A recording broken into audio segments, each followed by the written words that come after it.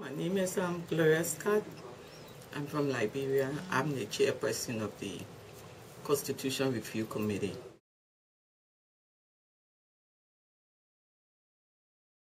The process, we are in the civic education consultation stage, and we're at the point where before now, the people didn't know what was in the Constitution.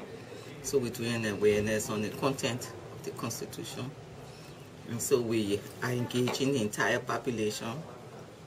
But like you know, Liberia being a country in West Africa, culture has conditioned women where you're seen but you're not heard. So the challenge has been to get women to be vocal, to express their views. And to do that, realizing it's a challenge, in the process we are setting up a women's desk to encourage, to get the woman's voice in the process.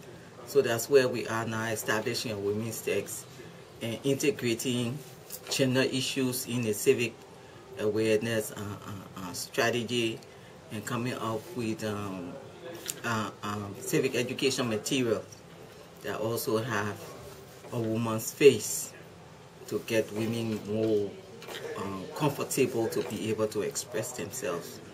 So that's where we are. We're working with women's groups, we're working with UN Women on Male Gender Advisor, UNDP, trying to support the whole strategy to get women encouraged to be part of the process, to speak up, to say issues that affect their lives directly. And we encouraging them to speak up, not to the point to say, oh no, this is not important, this is not a constitutional issue. Because the first thing is to encourage them to speak. So we have determined, when I say we, I mean the committee, that anything they say, we listen. Because as soon as you begin to tell them, oh no, this is not a constitutional matter, then they will just shut up and just be observers to the process. Yeah. So the major challenge is to get them to speak up. First thing is the stigma.